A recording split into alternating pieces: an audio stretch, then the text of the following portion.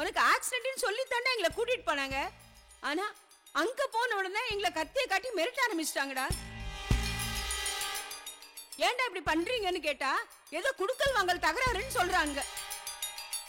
கடன் வாங்குற அளவுக்கு அப்படி என்னடா பிரச்சனை உனக்கு?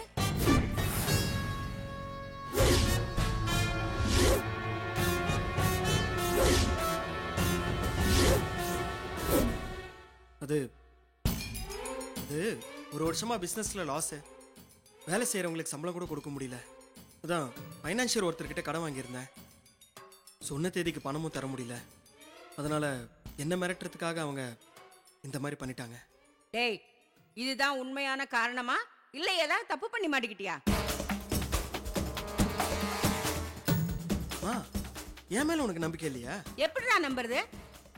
இந்த குடும்பத்துல பெரியவனு நான் ஒருத்தி மட்டும்தான் இருக்கேன். ஆனா எந்த விஷயத்தையும் என்கிட்ட சொல்றதும் இல்லை, என்கிட்ட கலந்துக்கிறதும் இல்லை. நீ உன் இஷ்டத்துக்கு ஆடிக்கிட்டு இருக்க. நீ தாம் தூம்னு செலவு பண்றதை பார்த்துட்டு தொழில் நல்லபடியா போய்கிட்டு இருக்கு நான் நினைச்சிட்டு இருக்கேன். திடீர்னு கடன் தொல்லை அது இதுன்னு குண்டு தூக்கி போடுறியே. சும்மா புலம்பாதமா. பிசினஸ் தான் லாபம் நஷ்டம் ரெண்டுமே இருக்கும். நஷ்டம் வரும்போது கடன் வாங்கி சமாளிக்கிறது எல்லாரும் பண்றது தானே. ஆனா நம்ம வீட்டுல நடந்த அநியாயம் எங்கேயுமே நடக்காதுடா. கடன் கொடுக்கலனா அவங்க ஒன்னதானே கூப்பிட்டு கேட்கணும். எங்களை ஏன்டா கூப்பிட்டு மிரட்டணும்? அதான் நான் சொன்னேனே, நானே எதிர்பார்க்கலனே. நான் அந்த ஆளுகிட்ட பேசி காம்ப்ரமைஸ் பண்ணிட்டேமா. பணம் கொடுக்கறதுக்கு டைமை வாங்கிட்டேன். அதுக்கு ஒத்துக்கிட்டு தான் அவர் உங்களை பத்திரமா அமுச்சு வச்சுட்டாரு. அப்புறம் என்ன? அப்போ நீ பணம் கொடுக்கலனா எங்களை மறுபடியும் கடத்திட்டு போயிடுவாங்களா? ஏண்டா ஒவ்வொரு நாளும் எந்த கடன்காரன் வந்து எங்களை கடத்திட்டு போயிடுவாங்களோன்னு நாங்க பயந்து பயந்து சாக வேண்டியதுதானா? ஏமா திரும்ப திரும்ப இதே பேசுற? இந்த பண பிரச்சனை நான் சமாளிச்சுக்கிறேன். இதோட விட்டுரு. முடியலடா. நானும் பிரீத்தியும் உன்னை மட்டும் தாண்டா நம்பி இருக்கோம். எங்களுக்கு வேற போக்கிடமே கிடையாதுடா. நீ ஏதாவது வம்புல மாட்டிக்கிட்டா எங்களால நிம்மதியாவே இருக்க முடியாதுடா. உனக்கு பணம் தான் பிரச்சனைனா இந்த வீட்டை வித்தாத அந்த கடன் அடைச்சிருடா. என்னை இனிமே நோகடிக்காத. இதுக்கு மேல ஏதாவது நடந்தா அதை தாங்கிக்கிற சக்தி எனக்கு இல்லடா. ஏமா எப்ப பாரு ஒப்பாரி வச்சுட்டே இருக்க? எரிச்சலா இருக்கு. இது என் பிசினஸ் சம்பந்தப்பட்ட விஷயம். அதை எப்படி ஹேண்டில் பண்ணணும்னு எனக்கு தெரியும். உனக்கு எந்த பிரச்சனையும் வராது. போதுமா? ஏதாவது பேசி என்ன டென்ஷன் பண்ணிட்டு இருக்காரு. வேற ஏதாவது வேலை இருந்தா போய் பாரு.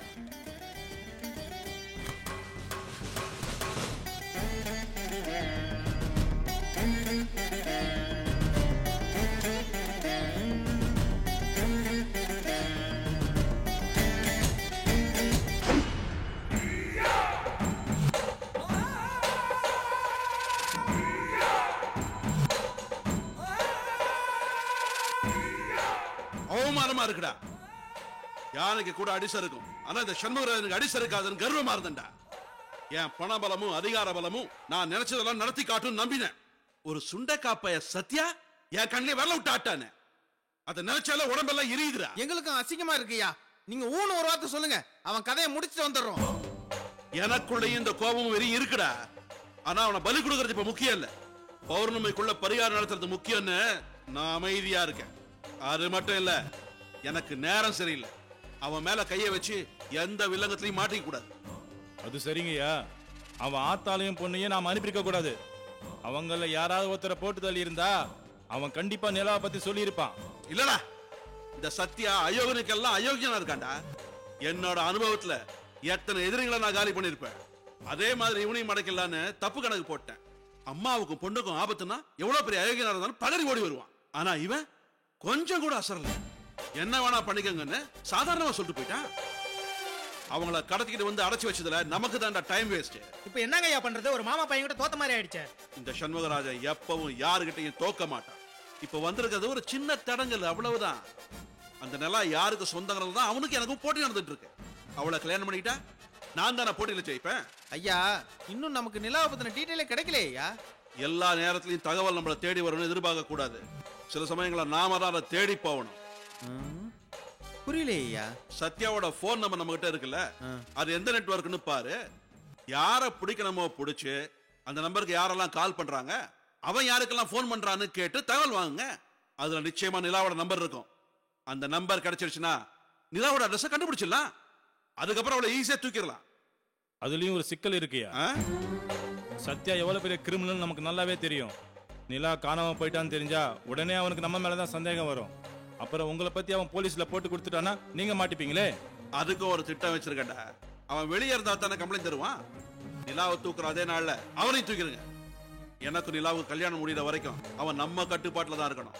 அதுக்கப்புறம் அவனை எரிக்கிறதா புதைக்கிறதான்னு முடிவு பண்ணலாம். புரிஞ்சுதா? புரியுதுங்க. போங்க.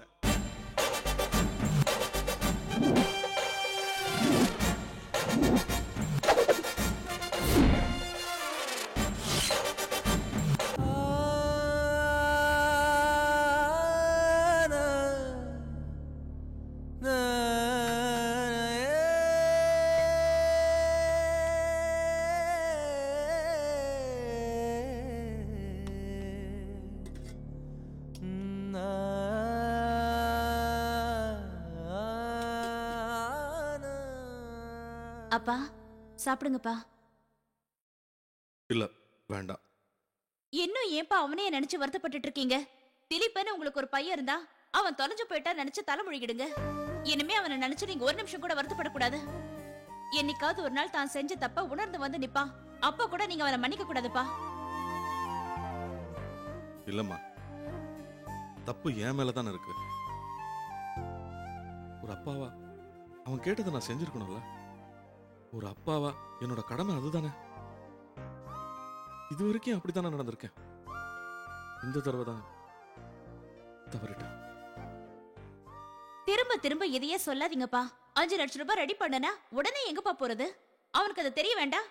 கேட்ட உடனே தூக்கி கொடுக்கறதுக்கு வீட்ல என்ன பணம் கொட்டியா கிடக்கு? சரி, அப்படியே இருந்தாலும் ஏன் இதுக்கு காரணம் கேட்க மாட்டாங்களா? அதுக்கே அவன் கோவப்படணும். இல்லம்மா, அவன் கோவப்பட்டாலும் நான் கோவப்பட்டிருக்க கூடாதுமா. இப்படி கோவப்பட்டு தான் வாழ்க்கையில எவ்வளோ இழப்பு, இவ்வளோ பிரச்சனை. எவ்வளோ பட்டாலும் எனக்கு புத்தி வராதுமா. இப்பதான்ப்பா என் புத்தி தெளிவா இருக்கு. எல்லார்கிட்டையும் பாசம் இருக்கு, ஆனா எல்லா நேரத்திலும் இருக்கிறது இல்லை. எனக்கு ஒரு கஷ்டம் வந்தப்போ எனக்கு ஒருத்தர் கூட உதவி செய்யலப்பா. எனக்கு எவ்வளவு கஷ்டமா இருந்துச்சு தெரியுமா? எப்படியோப்பா, நீ என் கூட வந்து சேர்ந்துட்ட. இனிமேதான் நான் யாரு, உன் மேல எவ்வளவு பாசம் வச்சிருக்கேன்றதை நீ புரிஞ்சுப்ப. ஏங்க, நாம சுவாசிக்கிறதுக்கு காத்து, குடிக்கிறதுக்கு தண்ணி, இருக்கிறதுக்கு வீடு, இது போல வாழறதுக்கு பணமும் ரொம்ப அவசியம்னு திலீப் இப்பதான் புரிஞ்சுக்கிட்டான். இனிமே இவன் நம்மளை விட்டு போகவே மாட்டான். அம்மா, திலீப மட்டும் இல்ல, நிலா, சக்தி எல்லாரும் இந்த வீட்டுக்கு வந்துருவாங்க. எனக்கு அந்த நம்பிக்கை இருக்கு. திலீப்பா, நான் ஒன்னு சொன்ன நீ கேப்பியாப்பா? சொல்லுங்க. இனிமே நீ பழசெல்லாம் நினைக்காது. அந்த சிவனேசன் வீட்டு பக்கமே நீ போகாத. கொஞ்ச நாள் ஆயிடுச்சுன்னா நீயும் அவனை மறந்துடுவ, அவனும் உன்னை மறந்துடுவான். எப்படிமா மறக்க முடியும்? திலீப் என் புள்ளம்மா. நம்ம ஆசாசியா ஒரு பொருளை வாங்கி அது தொலைஞ்சு போயிட்டாலே நம்மளால தாங்கிக்க முடியாது. உங்க 3 பேரையும் நான் என் தோள்ல போட்டு வளர்த்திருக்கம்மா. என் ரத்தமும் சதையுமா என் உயிர்ல கலந்து போயிருக்கீங்கம்மா. உங்களை ஒருத்தர் மறக்கிறதுங்கிறது என்னையே நான் அழிச்சுக்கிற மாதிரி. கடைசி வரைக்கும் அது நடக்காதுமா. அப்பா, அவன் ஒருத்தன் உங்களை தூக்கி எறிஞ்சிட்டு போனதால எல்லாம் முடிஞ்சிருச்சுன்னு நினைக்காதீங்கப்பா. உங்களுக்கு நானும் சக்தி அக்காவும் இருக்கும். கடைசி வரைக்கும் உங்க கூட இருக்க அவனுக்கு தான் கொடுத்து வைக்கல. உங்களை மாதிரி ஒரு அப்பாவை விட்டுட்டு போறானா நஷ்டம் உங்களுக்கு இல்லப்பா, அவனுக்கு தான். உலகத்துல எது வேணாலும் மாறும், ஆனா என் பிள்ளைங்க என் மேல வச்சிருக்கிற பாசம் மட்டும் மாறவே மாறாதுன்னு நம்பிட்டு இருந்தேம்மா. ஆனா திலீப்ப அந்த நம்பிக்கையை போய் ஆக்கிட்டான். ஏதோ என் மேல கோவிச்சுட்டு போயிருக்கான். போய் கூப்பிட்டதும் உடனே என் கூட வந்துருவான்னு நம்பிதான் போனேன். ஆனா என்ன பார்த்து நீ யாரும் உன் கூட நான் ஏன் வரணும்னு கேட்டானம்மா. அந்த ஒரு வார்த்தை போதும்மா. இத்தனை வருஷம் நான் வாழ்ந்த வாழ்க்கை எல்லாம் போயிடுச்சுமா. எல்லாம் முடிஞ்சு போச்சு. இனிமேதான் உன் வாழ்க்கைய ஆரம்பிக்க போகுது திலீப்பா. பிறந்தது ஒரு இடம், வளர்ந்தது ஒரு இடம். ஆனா இப்ப பாத்தியா, எங்க வந்து சேரணுமோ அங்க வந்து சேர்ந்துட்டேன். ஆமா திலீப்பா, இனிமே வேளை வேலைக்கு நல்ல சாப்பாடு, துணிமணி, செலவுக்கு பணம், உனக்கு எந்த குறையும் இருக்காது. இத பாரு, என்கிட்ட கேக்குறதுக்கு ஏதாவது கூச்சப்பட்ட அப்புறம் நான் சும்மாவே இருக்க மாட்டேன். என்னப்பா ஒன்னும் சாப்பிடாம இருக்க? சாப்பிடு, நல்லா சாப்பிடு. வேணாம் போதும், இந்த மாதிரிலாம் நீ சாப்பிடும்போது பேசவே கூடாது. முழுசா காலி பண்ணிட்டு அதுக்கப்புறமா தான் எந்திரிக்கணும். இல்ல அவ்வளவுதான். என்ன ஏன் முன்னாடியே என் புள்ளைய ஆளாளுக்கு மிரட்டுறீங்க? என்ன விஷயம்? ஏங்க, உங்களுக்கு இவன் புள்ளனா எனக்கு என்னவா? உனக்கும் புள்ளதான். அம்மா, சின்னம்மா. ஏமா திலீபா உனக்கு பையனா? எனக்கு என்னடி கேள்வி தம்பி? பாத்தியாப்பா, சித்தியும் அக்காவும் மேல எவ்வளவு பிரியமா இருக்காங்கன்னு. இப்படி நீங்க எல்லாரும் ஒன்னா இருக்கணும்னு தான் நான் ஆசைப்பட்டேன். அந்த சிவநேசம் பாவை தான் எல்லாத்தையும் கெடுத்துட்டான். ஏங்க இந்த நேரத்துல எதுக்குங்க அவனை பத்தி பேசிக்கிட்டு? அவனை நினைச்சு பேசாம இருக்க முடியல கவிதா. என் புள்ளதான் அவனை விட்டுட்டு வந்துட்டான்ல, அப்புறம் எதுக்கு துரத்தி துரத்தி அவன் வரணும்? அந்த ராஸ்கல் கூப்பிட்டு வரமாட்டேன்னு என் புள்ள சொன்னா பாரு, எனக்கு எவ்வளவு சந்தோஷமா இருந்தது தெரியுமா? திலீபா, அந்த ஆளை நீ விட்டுட்டு வந்தது பெரிய விஷயம் இல்ல. உன் முடிவுல நீ ஸ்ட்ராங்கா இருக்கணும். இதுக்கப்புறம் யாராவது உன் மனசை கலைக்க பாப்பாங்க. எதுக்கும் நீ அசைய கூடாது, பேசாம இருக்கணும். புரியுதா? எப்படிமா பேசாம இருக்கிறது? திலீபா என் மேல கோவமா இருக்கா. ஆனா கூடிய சீக்கிரம் என்ன புரிஞ்சுப்பாங்கிற நம்பிக்கை எனக்கு இன்னும் இருக்கு.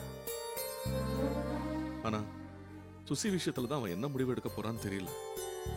அந்த தட்சிணாமூர்த்தி பேச்ச கேட்டு அந்த பொண்ணை அவன் கல்யாணம் பண்ணிக்க முடியாதுன்னு சொல்லிட்டா என்னமா பண்றது? எனக்கும் அந்த பயம் இருக்குப்பா. திலீபன் சுசியை ஏமாத்திட்டானா அவளால அதை தாங்கிக்கவே முடியாதுப்பா. அவளை எந்த விதத்திலயும் சமாதானப்படுத்தவே முடியாது. நாம சக்தி அக்கா மூலமா அவன்கிட்ட பேசி பார்க்கலாமா? இல்ல வேண்டாமா. சக்தியே ஏற்கனவே ஏகப்பட்ட பிரச்சனைல இருக்கா. இந்த நேரத்துல அவளை இந்த விஷயத்துக்காக தொந்தரவு பண்றது நல்லா இருக்காது. நம்ம தான் ஏதாவது பண்ணணும். நாம என்ன பண்ணி என்னங்க பிரயோஜனம்? திலீப் முகத்துல சந்தோஷமே இல்லையே. இப்பவும் ஒரு மாதிரி தான் இருக்கான். நானும் கவனிச்சேன். சிவனேசன் நிலாவை இங்க வந்துட்டு போனதுக்கு அப்புறம் இப்ப மனசுல திரும்பவும் தடுமாட்டம் வந்துருச்சு. அப்படியே திலீபா?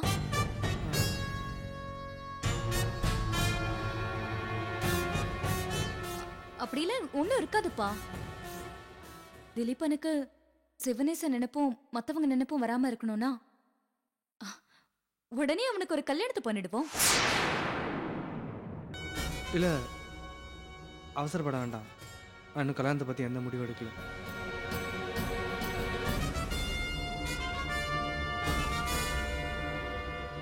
திலீபா, உன் மனசுல ஏதோ ஒரு குழப்பம் இருக்கு. எந்த விஷயமா இருந்தாலும் தைரியமா பயப்படாம என்கிட்ட சொல்லு. எப்படிமா பயப்படாம இருக்க முடியும்? ஏன்னா சுசி விஷயத்துல நான் தனியா போய் பேசினா பிரச்சனை தாமா வரும். அக்காவையும் மாமாவையும் வர சொல்லுவோம். நம்ம சந்தேகத்தை அவங்க கிட்ட சொல்லுவோம். எல்லாரும் கூடி பேசி ஒரு முடிவுக்கு வருவோம். நீங்க சொல்றது சரின்னு எனக்கும் தோணுதுப்பா. ஆனா மாமா டென்ஷன்ல ஏதாவது ஏடகுடமா பேசிட்டா என்னப்பா பண்றது?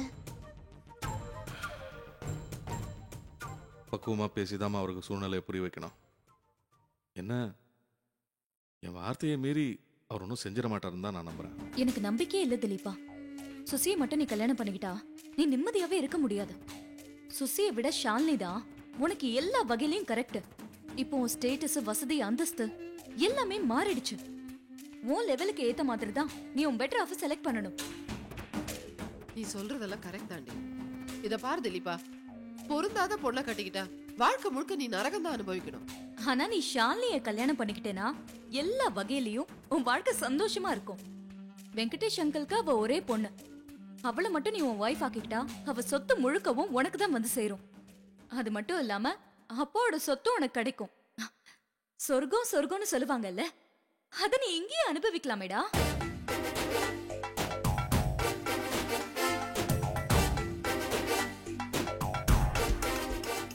இது எல்லாத்துக்கும் மேல இதுல இன்னொரு சங்கடமும் இருக்கு. நீ சுசியை கட்டிக்கிறத அப்பா விரும்புவாரா? ஷாலினி உன்னை கல்யாணம் பண்ணி வைக்கணும்னு அவர் ரொம்ப ஆசைப்படுறாரு. வேணும்னா நீ சொல்றதுக்காக வேணா அவர் சுசியை உனக்காக ஏத்துப்பாரு. ஆனா அதுல அவருக்கு எந்த சந்தோஷமும் இருக்காது. அவர் ஆசைப்பட்ட மாதிரி உன் வாழ்க்கை அமையலேங்கிற வருத்தம் சாகர வரைக்கும் அவருக்கு இருந்துகிட்டே இருக்கும்.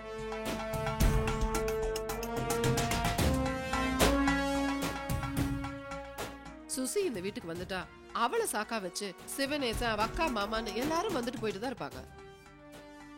உனக்காக அதெல்லாம் கூட அப்பா சகிச்சுட்டு தான் இருப்பாரு. ஆனா வர்றவங்க சும்மா இருக்க மாட்டாங்களே, ஏதாவது செஞ்சு அப்பாவை டென்ஷன் பண்ணிட்டே இருப்பாங்க. சந்தோஷம்னு பார்க்க போய் அப்பாவோட நிம்மதி தான் போகும்.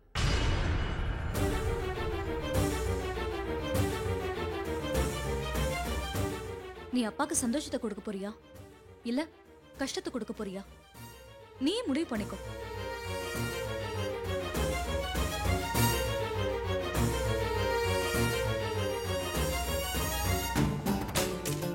இத பாரு, உன் பொண்டாட்டிய தேர்ந்தெடுக்க வேண்டியது உன்னோட உரிமைப்பா. அதுல நாங்கெல்லாம் ஒண்ணும் தலையிட முடியாது. ஆனா உனக்கு எது நல்லது கெட்டதுன்னு எடுத்து சொல்ல வேண்டிய கடமை எங்களுக்கு இருக்கு.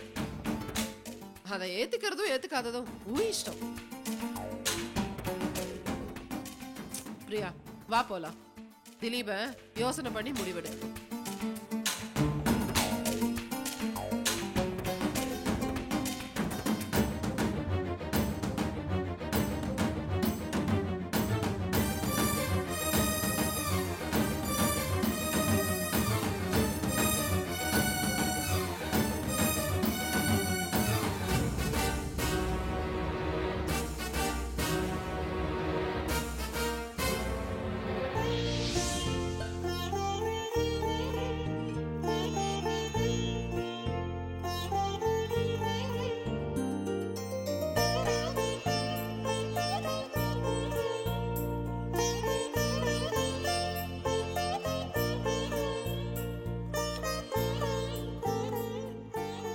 அத்தை, என்னம்மா சக்தி,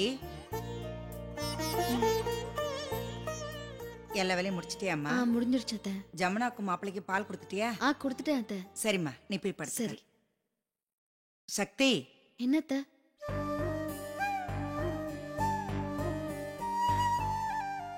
என்னைக்கும் நம்ம குடும்பத்துல சந்தோஷமா நிம்மதியா இருக்கணும்னா நீ எப்பவும் இதே மாதிரி நடந்துக்கணும். சரிங்க அத்தை. நீ உன்னை மாத்திக்கணும்னு முயற்சி பண்ற பாரு, அதுவே உன்னை பழைய நிலைமைக்கு கொண்டு வந்துருமா. நீ கவலைப்படாம. எனக்கு ஏத்த பொண்ணை நான் செலக்ட் பண்ணேன். இனிமே எனக்கு வேணாம், போ வெளியில.